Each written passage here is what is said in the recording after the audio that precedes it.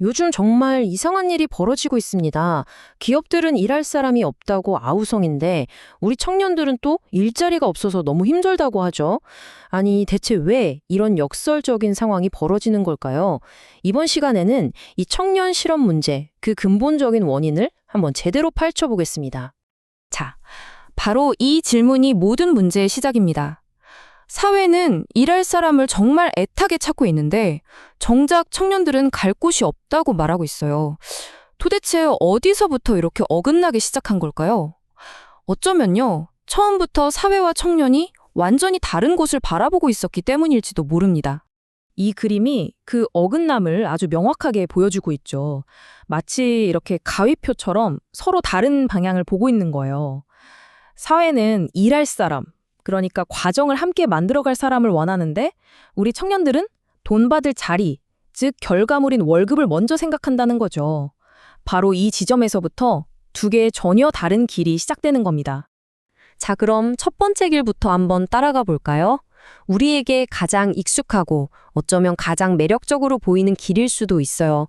바로 돈을 쫓는 길입니다. 대학을 졸업하자마자 다른 건 다 제쳐두고 일단 가장 높은 연봉을 주는 곳으로 가는 걸 최우선 목표로 삼는 거죠. 원본 자료에서는 이런 관점을 굉장히 강한 표현으로 설명하는데요. 이건 일할 사람을 키우는 게 아니라 사회를 갉아먹는 돈벌레를 만들어내는 것과 같다고 말합니다. 여기서 돈벌레라는 건 진짜 벌레를 말하는 게 아니라 일의 가치나 자기 성장 같은 건 관심 없고 오로지 돈, 금전적 보상만을 쫓는 사람을 빗대는 표현이에요. 자, 그럼 돈을 쫓는다는 게 실제로는 어떤 의미일까요? 한번 생각해 보세요. 만약 회사가 여러분에게 X라는 월급을 준다면 회사는 여러분이 최소 3배에서 많게는 7배의 가치를 만들어주길 기대한다는 뜻입니다. 당연하겠죠? 그만한 돈을 주는데 그만한 이유가 있는 거예요. 이건 결국 어마어마한 압박감으로 다가올 수밖에 없습니다. 결국 이 길은요, 장기적으로 봤을 때 굉장히 불안정합니다. 성과를 못 내면 언제든 잘릴 수 있다는 불안감 속에서 살아야 하고요. 회사 입장에서는 나는 더 이상 함께 성장할 투자 대상이 아니라 언제든지 다른 사람으로 갈아 끼울 수 있는 비용이 되는 거죠. 말 그대로 일회용품처럼 취급될 가능성이 높아지는 겁니다. 그럼 다른 길은 없을까요?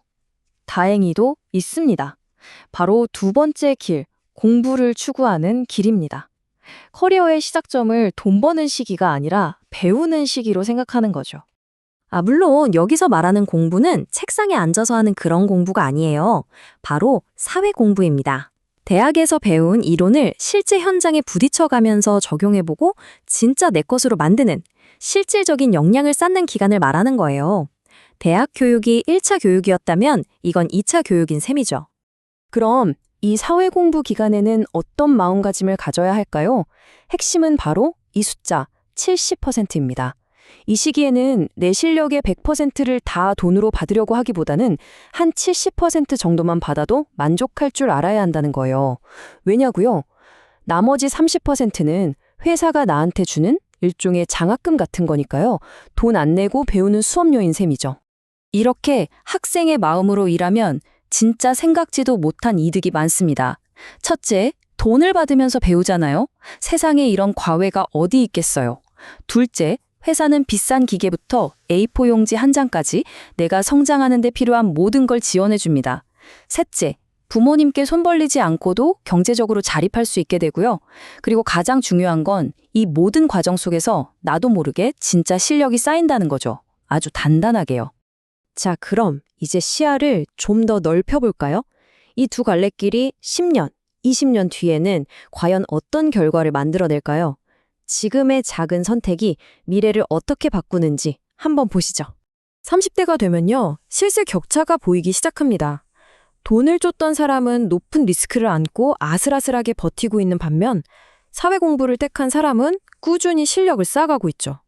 그리고 40대가 되면 이건 게임이 안 됩니다. 한쪽은 언제든 대체 가능한 부품이 되고 다른 한쪽은 시장에 먼저 모셔가려고 하는 전문가가 되는 거죠.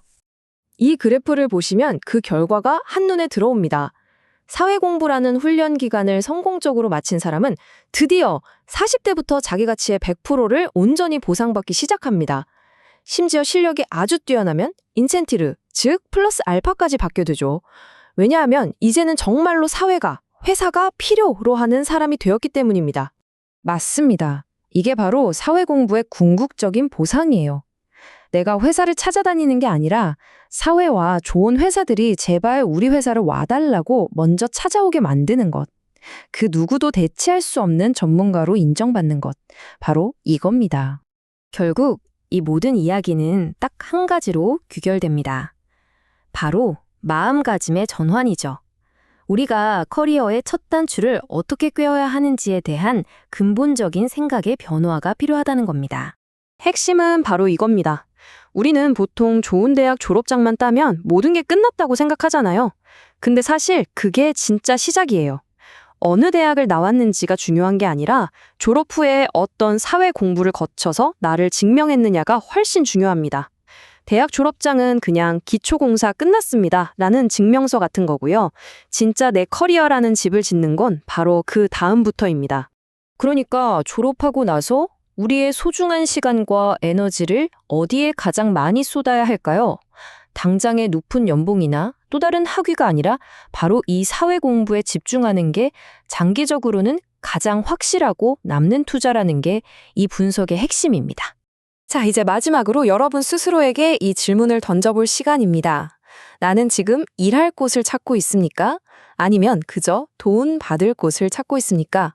이 질문에 대한 여러분의 답이 앞으로의 10년 그리고 20년 뒤 여러분의 모습을 결정하게 될지도 모릅니다.